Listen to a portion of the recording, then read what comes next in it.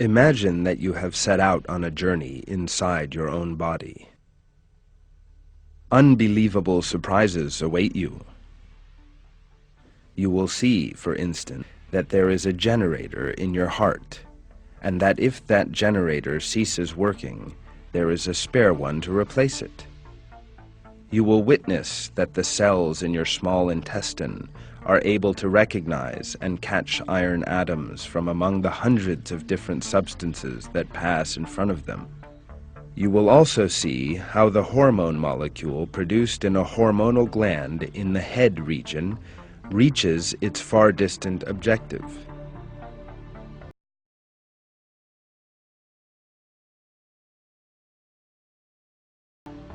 During the course of this tour of your body, you will witness miraculous events that take place at every point and interval.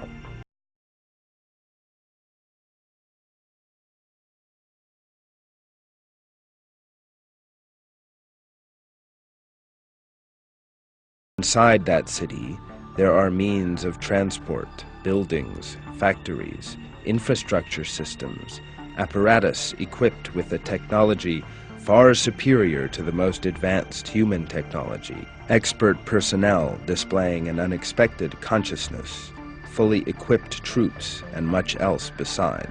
Furthermore, this world does not exist in your body alone. Everyone you see around you, your mother, father, brother, or sister, friends, people in the street, actors you watch on television. In short, everyone alive on this earth, and even everyone who has ever lived since the creation of the first human being, possesses this same flawless world. One needs to reflect in a very sincere manner in order to become acquainted with this world and become aware of the proofs of flawless creation within it.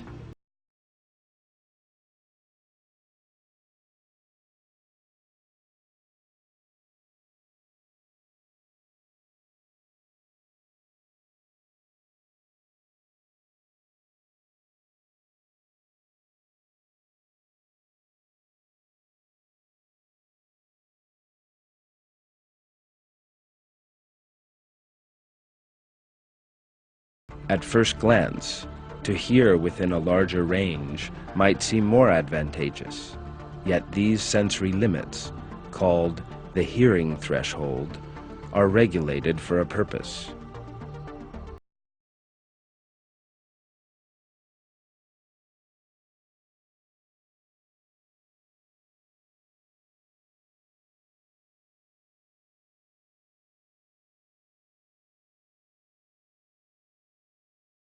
Then, life really would be very irritating for them.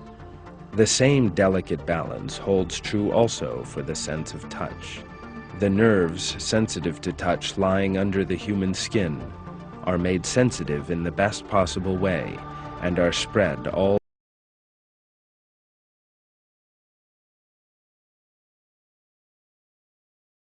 Nerves are amassed mainly on our fingertips.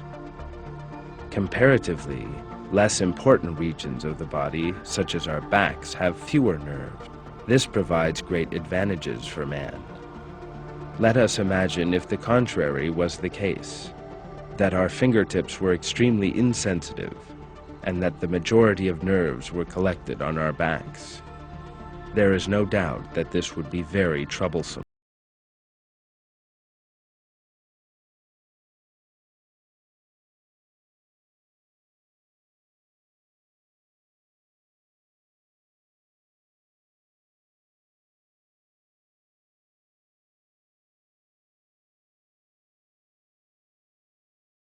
Are ultimately hair.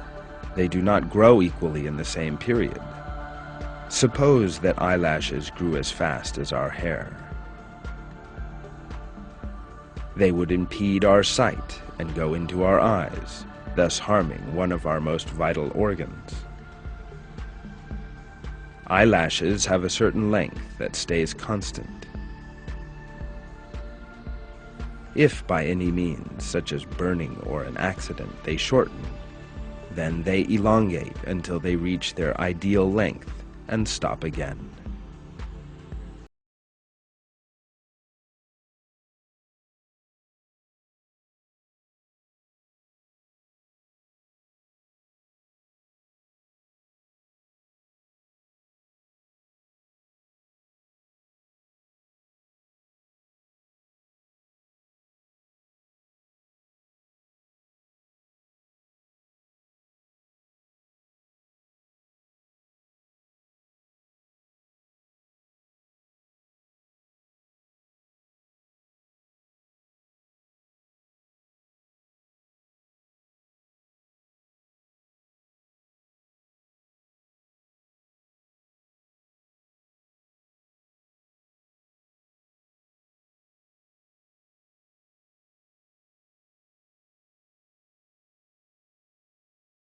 The newborn baby's skull bones are very soft and can, to a limited extent, move over one another.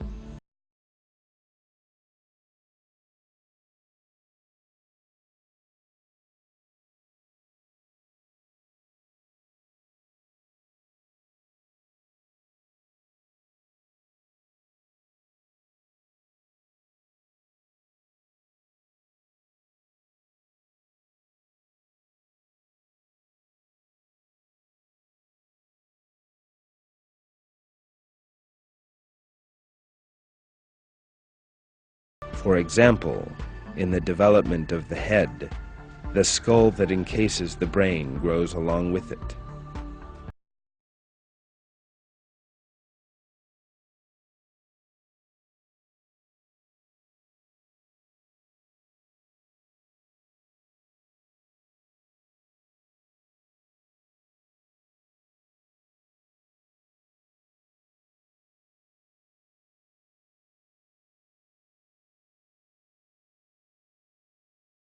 The same balance is also true for other organs, such as the heart, lungs, and thorax, the eye, and eye socket. For this reason, it is useful to examine the extraordinary structures of our body to see the art and might in the creation. Every part of our body, the structures of which is more perfect than the most advanced factories equipped with the latest technologies, displays the matchless creation of God and proves His sovereignty over our entire body.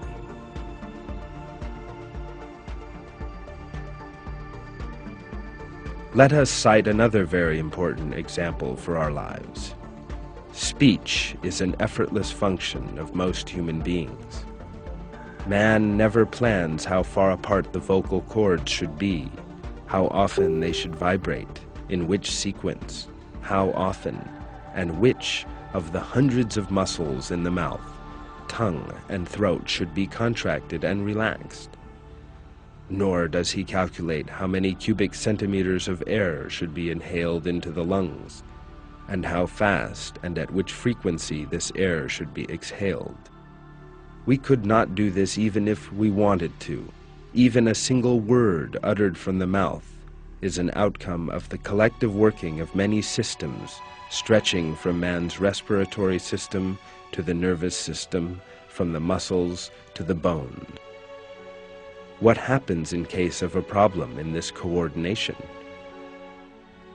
Different expressions might appear on our faces when we want to smile, or we might not manage to talk or walk when we want to. However, we can smile, talk, walk anytime we want, and no problems occur, because everything mentioned here is accomplished as a result of the fact of creation, which logically requires infinite intelligence and power.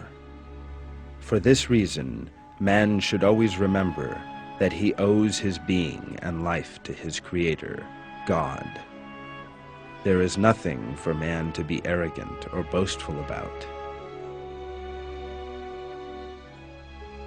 His health, beauty, or strength is not his own work, and it is not given to him eternally. He certainly will become old and lose his health and beauty. In the Quran, this is stated as,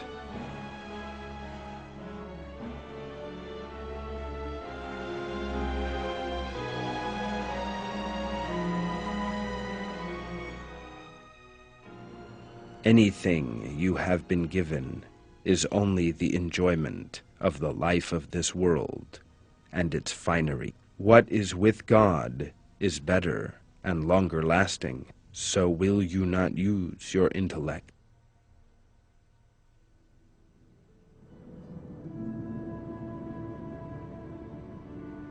İnsan eğer bunların çok daha üstünü If a person wants ebediyen to attain ahirette elde attributes etmek far istiyorsa, superior to Allah'ın these, kendisine verdiği eternally in the nimetleri sürekli hereafter, he must be şükretmeli ve grateful onun to God istediği for the biçimde favors he hayatına has yön bestowed vermelidir. upon him, and live his life according to his commands. As Bu seen in örneklerde these de görüldüğü examples, gibi all the insan organs vücudundaki and organların ve systems in the sistemlerin human body hepsi bear mucizevi özelliklere miraculous sahip. characteristics. Bu özellikler When these incelendiğinde insan characteristics are varlığının examined, nedenli man ince will see hesaplara on dayandığını what delicate ve balances yaratılışındaki his mucizeleri existence görecektir. depends, Ve and the Allah'ın miracles in sonsuz his ilmini ve creation, kusursuz and will come to sanatını bir kez grasp daha once more kavrayacaktır. the great art of God as exemplified in man.